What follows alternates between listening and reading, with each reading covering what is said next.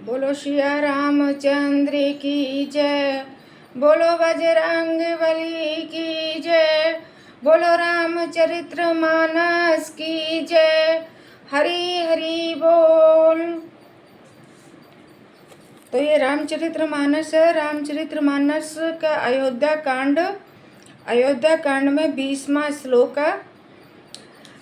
अपने चलत न आऊ लगी अनभल कहू कीने, कही अग एकी बार मोहि देऊ दूसही दुखी दीने। अपनी चलती जहाँ तक मेरा बस चला, मैंने आज तक कभी किसी का बुरा नहीं किया। फिर न जाने किस पाप से देव ने मुझे एक ही साथ यह दुख दिया है। ये माता कौशल्या कह रही हैं मंत्रा से कि मैंने आज तक किसी का बुरा नहीं किया, फिर भी पता नहीं देवता लोग जो देवता है वो मुझे किस करने का फल दे रहे हैं, क्यों इतना मुझे दुख दे रहे हैं। यहाँ कैकेयी माता मंत्रा से कह रही है। ने हर जन मुँह भरब बरु जाई, जियत न करूँ सबति सेवकाई। अरि बस देऊ जी आवत जाई, मरनो नीक तई जीवन चाई। मैं भले ही नहर जाकर वही जीवन बिता दूंगी, पर जीते जी सौतन की चाकरी नहीं करूंगी। देव किसको शत्रु के बस में रखकर जिलाता है, इसके लिए तो जीने की अपेक्षा मरने ही अच्छा है। ये कैकेयी माता अब पूरी तरह से उनका माइंड जो होता है वो कहती ना, वो माइंड वॉश हो गया। मंत्रा ने पूरा माइंड वॉश कर दिया कि अब कैकेयी माता कह रही हैं कि मैं अपनी सौतन की चाकरोसी तो नहीं करूँगी, जीने से अच्छा है कि मैं कहीं जाकर मर जाऊंगी।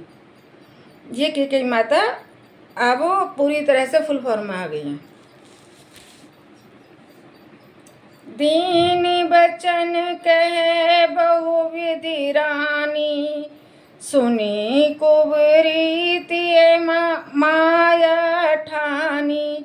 अस कस कहू मनी मन ऊना, सुखू सुहागू तुम कहूँ दिन दूना। रानी ने बहुत प्रकार के दीन वचन कहे। उन्हें सुनकर कुबरी ने त्रियाचरित फैलाया। वह बोली, तुम मन में लगन मार कर ऐसा क्यों कह रही हो, तुम्हारा सुख सुहाग दिन दिन दुगना हो। तो ये मंत्रा कैकेयी माता को अब कह रही है कि तुम मरने की क्यों सोच रही हो, तुम्हारा अपने मन में ऐसी गिलानी क्यों ला रही हो। तुम्हारा तो सुख सुहाग दिन दिन और ज़्यादा चौगुना और 5वां गुना हो। ये मंत्रा कह रही हैं। जय राउर अति अनभलता का, सोई पाई यहु फलो परिपाका। जब मैं कुमत सुना में स्वामिनी, भूख न बासर नींद न जामिनी। जिसने तुम्हारी बुराई चाही है वही परिणाम में यह बुराई रूप फल पाएगी। हे स्वामिनी, मैंने जब से यह कुमत सुना है तुमसे, मुझे न तो दिन में कुछ भूख लगती है और न रात में नींद ही आती है। अब कैकेयी माता पूरा समझ चुकी हैं और मंत्रा से कह रही हैं कि जब से मैंने ये तुम्हारे वचन सुने हैं, अब ना तो रात को नींद आती है और ना ही मुझे भूख लग रही है। अब कैकेयी माता का तो पूरा माइंड वॉश कर दिया है ना मंत्रा ने। अब कैकेयी माता अपने माइंड से काम नहीं ले रही हैं।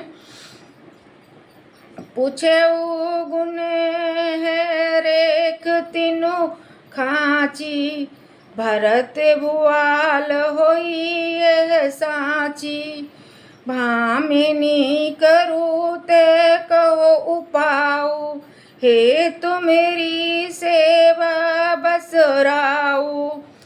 मैंने ज्योतिषों से पूछा तो उन्होंने रेखा खींचकर गणित करके अथवा निश्चय पूर्वक कहा कि भरत राजा होंगे, यह सत्य बात है। हे भवानी, तुम करो तो उपाय मैं बताऊं। राजा तुम्हारी सेवा के वश में है।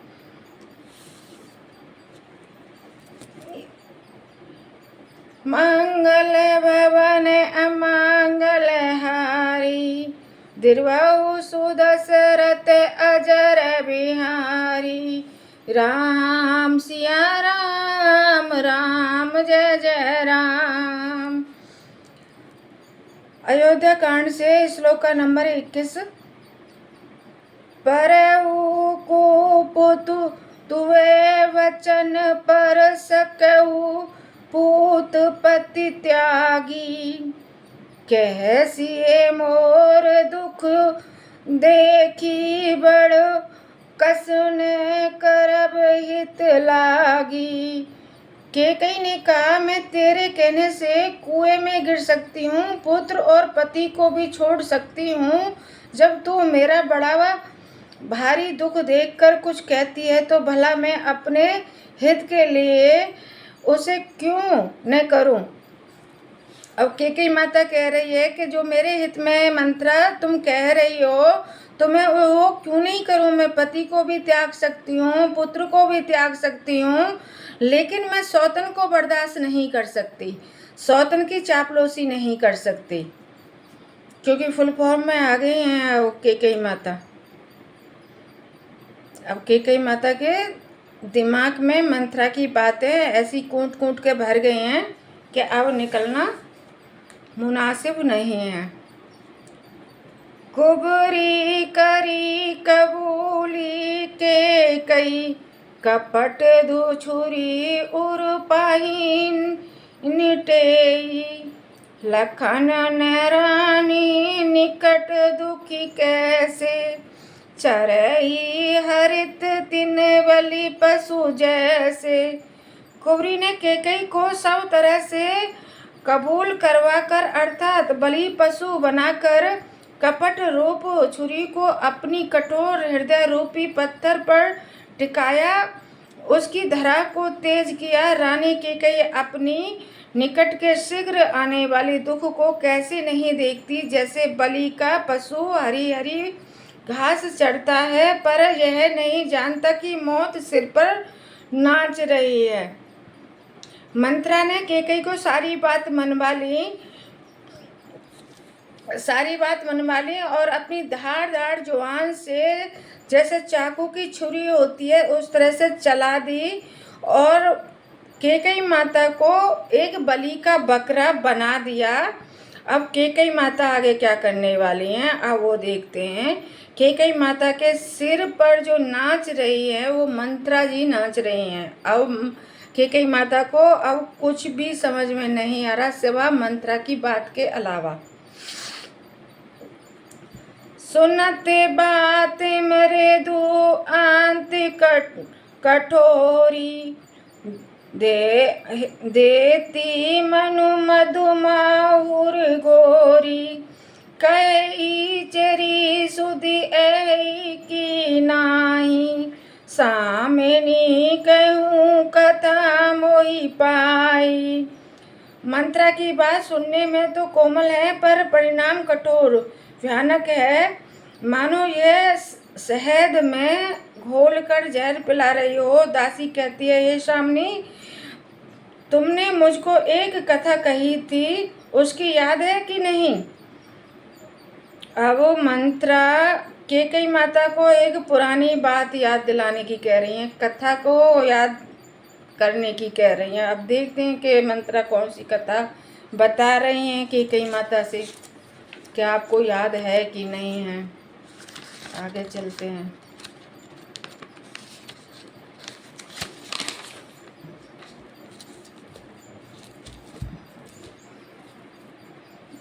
दोई वरदान भूप सन थाई, मांगो आजो जुड़बहु छाती। सुती राजू राम वनवासो, देहु लेहु सब सपति हुलासु। तुम्हारे दो वरदान राजा के पास धरोहर हैं, आज उन्हें राजा से मांगकर अपनी छाती ठंडी करो। पुत्र को राज और राम को वनवास दो और सौत का सारा आनंद तुम ले लो।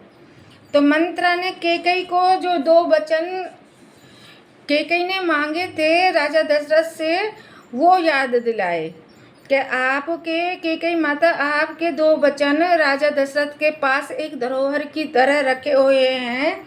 आप एक काम करो, राजा दशरथ से अपने दोनों वचन मांग लो और भरत को राजपाट और राम को वनवास दिला दो और सौतन का सारा आनंद लूट लो। जो कौशल्या माता के यहाँ विषय में कहा गया है कि सौतन का सारा आनंद लूट लो। जो कौशल्या माता खुश हो के घूम रही हैं और मठ वगैरह सजा रही हैं, थाल सजा रही हैं।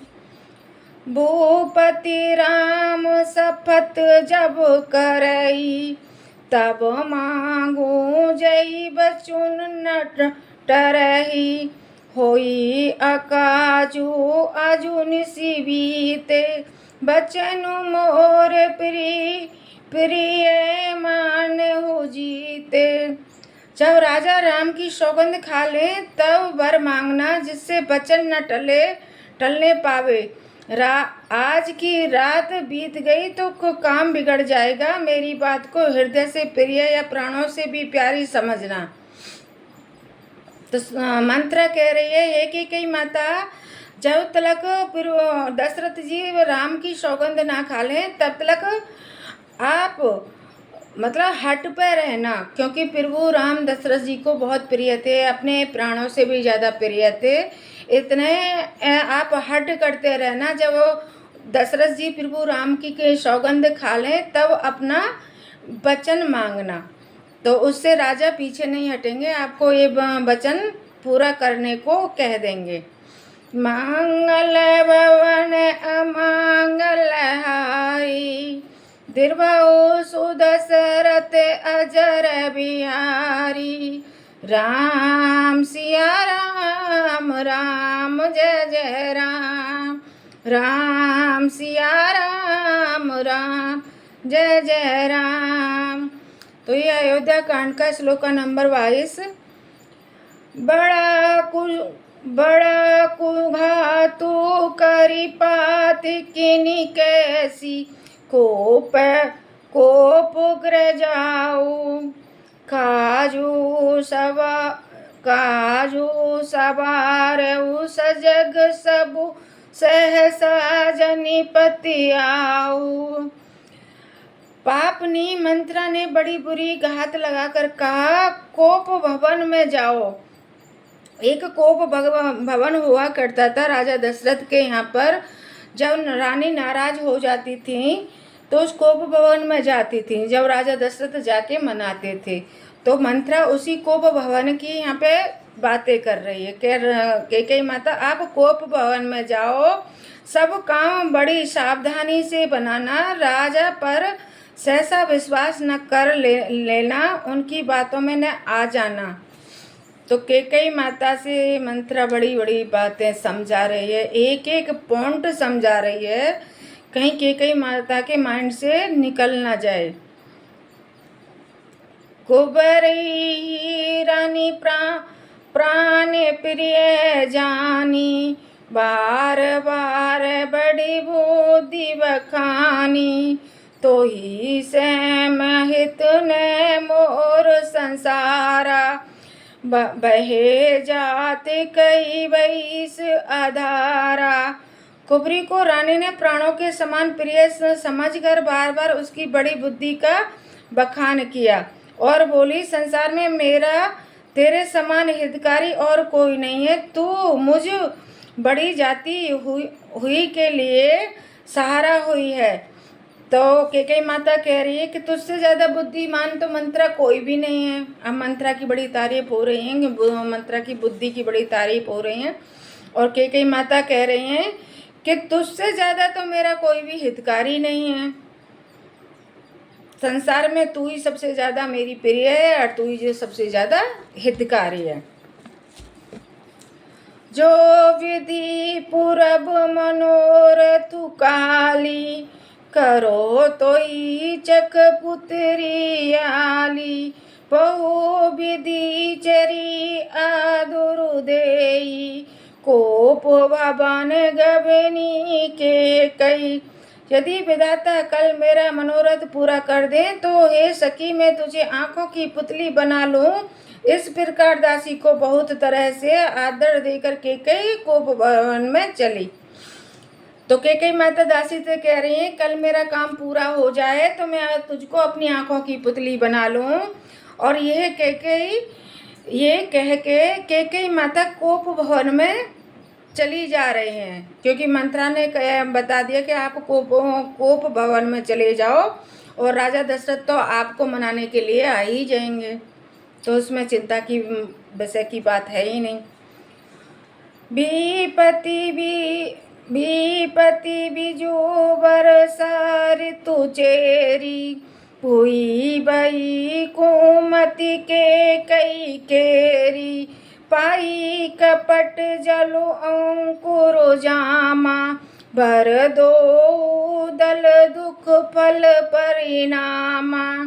विपत्ति कलह बीज है, दासी वर्षा ऋतु है, केकई की कुबुद्धि उस बीज के बोने के लिए जमीन हो गई, जिसमें कपट रूपी जल पाकर अंकुर फूट निकलता है। दोनों वरदान उस अखंड के दो पत्ते हैं और अंत में इसके दुख रूपी फल होंगे।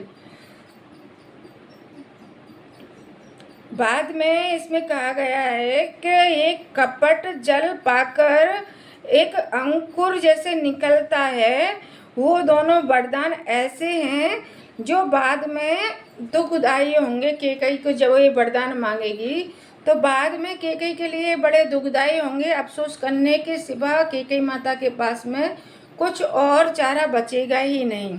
तो यहाँ पे ये बताया गया है। कोप समाजो साजी सब सोई, राजू करते निज कुमति बिगोई। राउर नगर कोलाहल होई, जय कुचाली कुछ जान न कोई। केकई कोप का सब साज सजाकर कोप भवन में जा सोई। राज्य करती हुई वह अपनी दुष्ट बुद्धि से नष्ट हो गई। राजमहल और नगर में धूमधाम मच रही है। इस कुचैली को कोई कुछ नहीं जानता।